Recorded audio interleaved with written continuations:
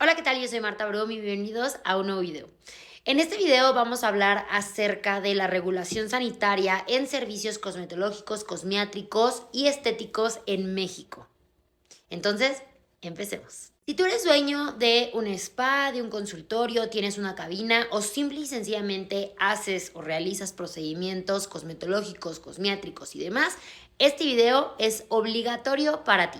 Porque antes de que hablemos de permisos, de COFEPRIS, tenemos que entender algo fundamental y es qué tipos de servicios son los que nosotros estamos ofreciendo realmente.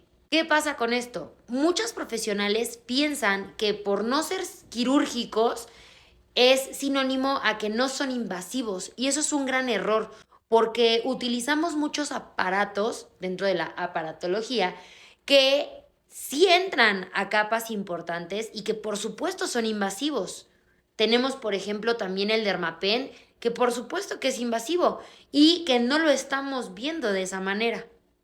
Entonces, primero hay que entender la clasificación legal de los servicios estéticos aquí en México. Voy a hablar de México porque yo estoy en la Ciudad de México y la mayoría de mis seguidores son de México, entonces vamos a hablar acerca de las regulaciones en México. Ahora, también es importante qué se puede hacer según tu formación, porque también estamos viendo mucho ahorita, hay un tema muy sonado aquí en México de una chica que hizo un curso y bueno, se siente doctora.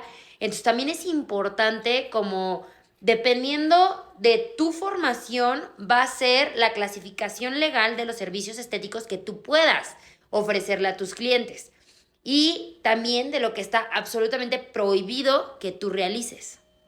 El punto de este video es que puedas ahorrarte multas, clausuras y problemas penales. Legalmente los servicios de cosmetología, cosmetría y estéticos se van a clasificar en 3 grupos nada más. No invasivos, invasivos no quirúrgicos e invasivos quirúrgicos. Primero vamos a hablar acerca de los servicios no invasivos. Para empezar, ¿qué es un servicio no invasivo? Ok, es aquel que no va a romper la barrera cutánea.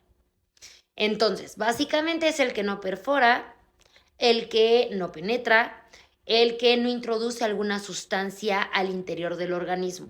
¿Qué tratamientos son? Bueno, limpiezas faciales superficiales, radiofrecuencia externa, ultrasonido cosmético, masajes estéticos, lifting, drenaje linfático, desincrustante, penetrante, terapia de LED. Esos son los servicios que podrían entrar dentro del no invasivo. Y aquí es donde entra legalmente que pueden trabajar las cosmetólogas y cosmiatras sin ningún problema. Y es importante que sepamos que la piel tiene una barrera llamada estrato córneo y que este es, pues sabemos que es la última capa de la piel, que la piel se divide en 3 capas, etcétera, etcétera. Ya tenemos un video también hablando de eso. Y esto es que no atraviesa esa barrera, o sea, que todo se va a quedar ahí. Obviamente hay exfoliantes que van a retirar ese estrato córneo y pueden llegar a penetrar las sustancias, pero van a penetrar de una manera tópica. No estás tú generando un procedimiento más invasivo, por así decirlo. Entonces, por eso a este tipo de tratamientos se le llaman o están considerados no invasivos. Pero alto, cuidado, que no sea invasivo no significa que no esté regulado, porque sabemos que el ultrasonido está regulado por COFEPRIS, sabemos que la radiofrecuencia está regulada por COFEPRIS, sabemos que hay diferentes activos o diferentes marcas que necesitan un permiso para que tú los puedas utilizar en tu cabina, consultorio o spa. Sigamos con los servicios que sí son invasivos, pero no llegan a ser quirúrgicos. Y en este punto es donde la mayoría de las profesionales, clínicas, cosmetólogas y cosmiatras cometen errores gravísimos. Para empezar, ¿qué es un servicio invasivo no quirúrgico? Bueno, es un procedimiento que es invasivo, pero que no llega a ser una cirugía, pero sí penetra la piel, sí penetra mucosidades. volvemos al mismo, no implica una cirugía mayor.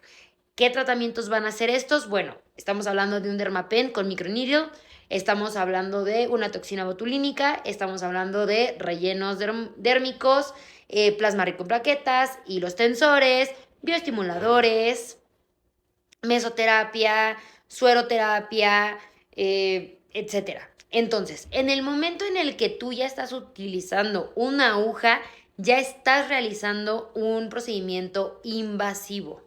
Sí, yo sé que el Dermapen maneja diferentes puntas, pero si esa punta tiene aguja, ya entra en invasivos, no quirúrgicos. Y es importante que entendamos que para realizar este tipo de servicios se requiere a un médico. Es sí o sí necesaria una cédula profesional. O sea, esto ya no es una opción. Y no importa que hayas tomado 20,000 cursos. Si no lo tienes, no lo puedes aplicar. Y que también es importante que sepamos que si no eres médico y que estás realizando este tipo de tratamientos inyectables, estás incurriendo un ejercicio ilegal de una profesión. Bueno, de la profesión. Por último, vamos a hablar acerca de los servicios invasivos quirúrgicos. Básicamente, cirugías. Entonces, para realizar este tipo de servicios necesitas hacer procedimientos quirúrgicos que implican incisiones, suturas, uso de un quirófano o un manejo de anestesia. Pon tú que no es tanto en un quirófano, pero sí tiene que ser en un espacio médico controlado. Ejemplos muy claros: liposucción, bichectomía, implantes de alguna cosa.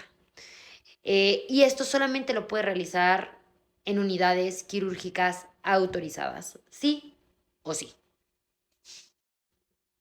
Continuemos hablando ahora de las actividades que van a estar permitidas y las que están prohibidas. Entonces, cosmetólogas o cosmiatras son las que pueden aplicar tratamientos tópicos, que pueden utilizar aparatología cosmética y que pueden realizar limpiezas y protocolos superficiales. Ahora, ¿qué es lo que no pueden hacer?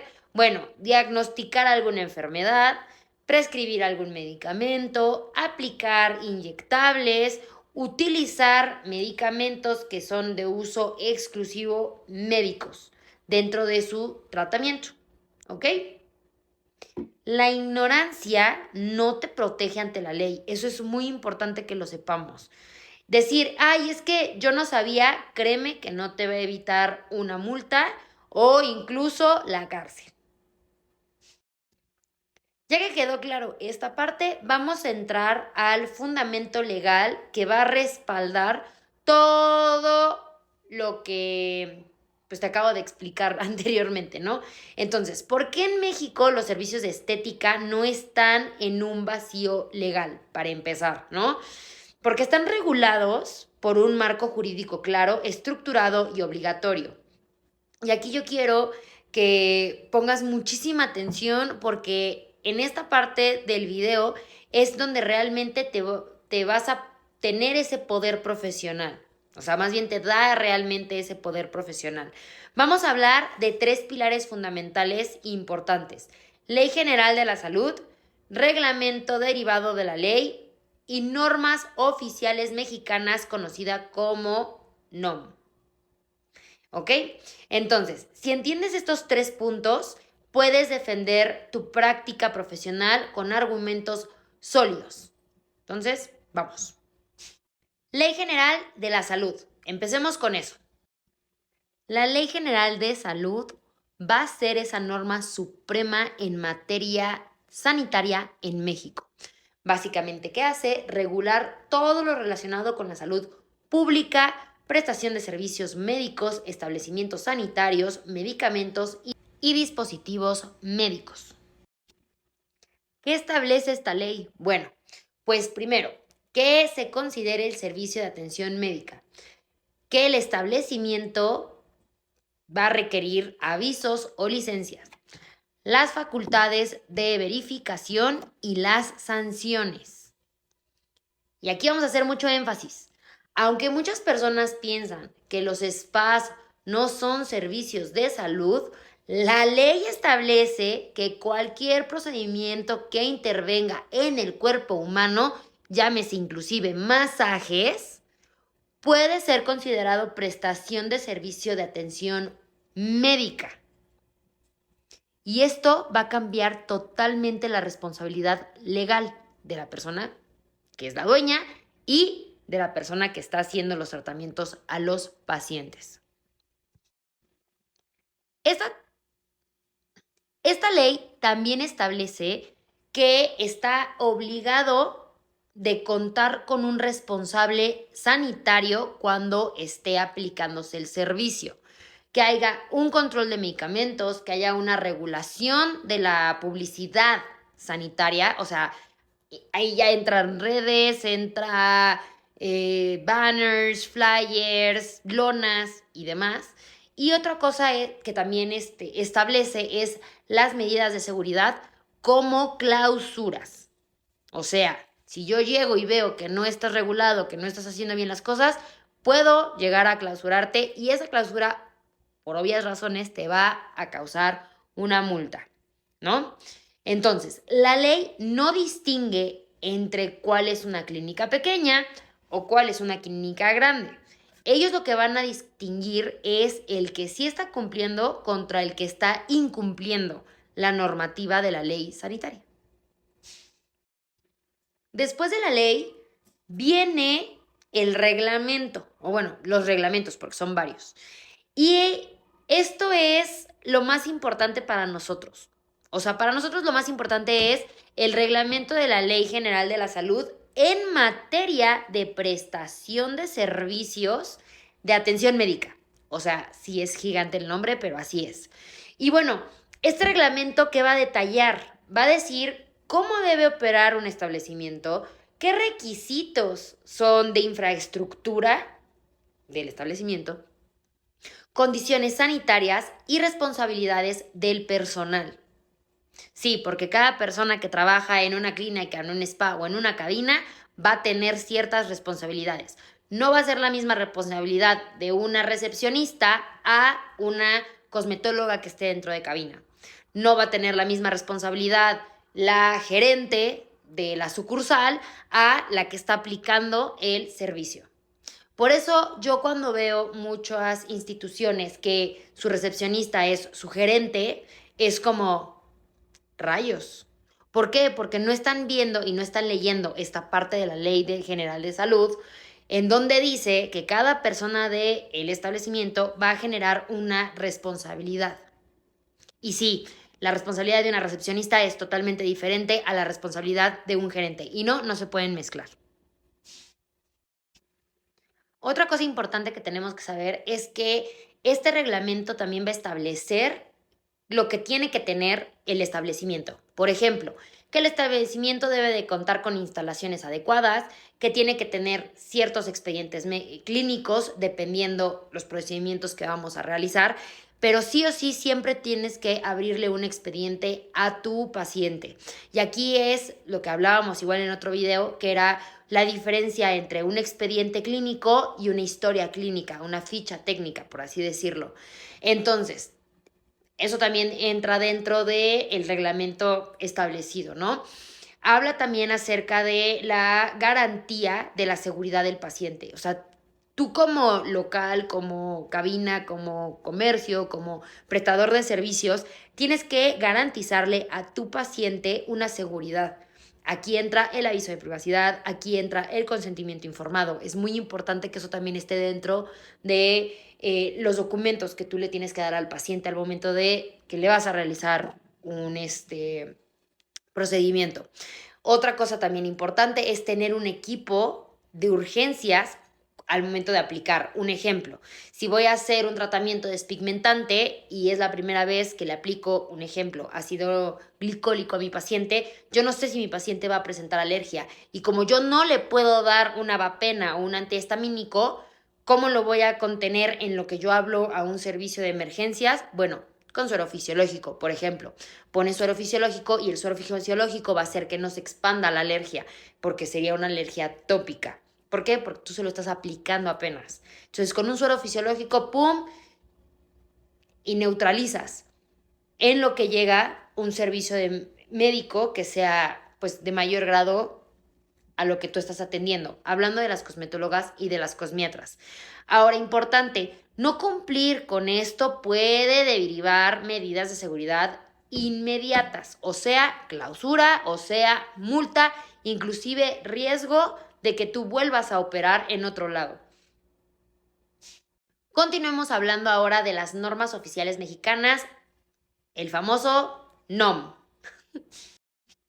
¿Y qué es el NOM? O sea, ¿qué son estas normas oficiales mexicanas? Son disposiciones técnicas obligatorias. Sí. O sea, no son sugerencias, no son recomendaciones, son cosas que tienes que hacer sí o sí. Y la NOM va a detallar el cómo. Sí, un ejemplo. La ley, o sea, mientras que la ley va a establecer las obligaciones generales, la NOM va a establecer los procedimientos técnicos específicos. Aquí te van las NOMs más importantes para nosotras. NOM 004 SSA3, que se realizó en 2012, habla acerca de la regulación del expediente clínico. Establece que este debe de tener un historial clínico, notas de evaluación, un consentimiento informado y la identificación del profesional que está realizando este servicio. Importante, si tú estás realizando un procedimiento no invasivo, invasivo no quirúrgico o invasivo quirúrgico, sí o sí tienes que tener esto en el expediente clínico conforme a la NOM, porque si no, ahí estás incumpliendo. O sea, multa, o sea, clausura. Número 2, NOM 016 SSA3, que igualmente fue en el 2012. Establece las características mínimas de infraestructura y equipamiento de establecimientos de atención médica. O sea, que debes incluir un lavamanos clínico, un área limpia y cuál es el área sucia, o sea, literal, tus letreritos, iluminación adecuada en donde tú vas a realizar los procedimientos, ventilación, eso es súper importante porque es una bioseguridad tanto para ti como profesional como para tu paciente, y tienes que tener sí o sí una área de espera. Siguiente NOM, llamada RPBI. Esta es la NOM 087. Esta fue creada en Semarnat SSA1 y esta fue realizada en el 2002. Habla acerca de cómo se va a regular el manejo de residuos peligrosos biológicos e infecciosos. ¿Esto por qué nos compete a nosotras? Bueno, porque nosotras también utilizamos lancetas, que son cuando abrimos para quitar los granitos y demás, y eso entra en un material de residuo peligroso biológico. ¿Por qué? Porque tiene sangre y la contaminación, etcétera, etcétera, etcétera. Entonces, por eso es importante esta norma también para nosotras. Si utilizamos lancetas, agujas, gasas con sangre, material punzocortante, volvemos a lo mismo, tú revientas un granito y sangra, o sea, eso entra en una gasa con sangre. Esto va a generar RPBI. Y entonces, ¿qué debes de hacer? Tienes que aprender a separarla, en dónde se van a almacenar y que tienes que contratar una empresa de recolección que esté autorizada para recolectar este tipo de materiales. No puedes tirar una aguja, no puedes tirar una lanceta, no puedes tirar una gasa con sangre en una basura normal, porque aquí es una falta sanitaria muy grave. Entonces, quedando todo esto claro, vamos a hablar ahora de la jerarquía normativa.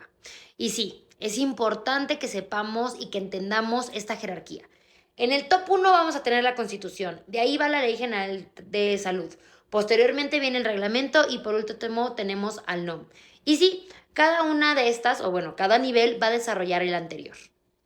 Es muy importante y es obligatorio estas leyes, estas regulaciones, esta jerarquía es muy importante que la tengamos en mente. Porque el día que llegue la ley a tu lugar, tú no puedes argumentar y decir, es que no sabía. Como profesional tienes la obligación de conocer el marco normativo que regula tu práctica. Es importante también que entiendas que la diferencia entre una clínica profesional y una clínica improvisada siempre va a ser el conocimiento y el cumplimiento de las normativas. Ahora pasemos a las autoridades sanitarias en México. Porque claro, tenemos las reglas, tenemos la ley, pero ¿y quién va a vigilar que esa ley sí se cumpla? Ok, porque no basta nada más con que solo exista una norma y ya. Tiene que haber alguien, tiene que existir una autoridad con esa facultad de poder verificar, sancionar y clausurar. Y quiero que prestemos mucha atención en esta parte porque entender cómo funcionan las autoridades sanitarias pueden marcar la diferencia entre una visita tranquila, que únicamente es de rutina de verificación, a una clausura inmediata del lugar. Entonces vamos a hablar acerca de las autoridades federales, autoridades estatales, facultades de verificación y medidas de seguridad.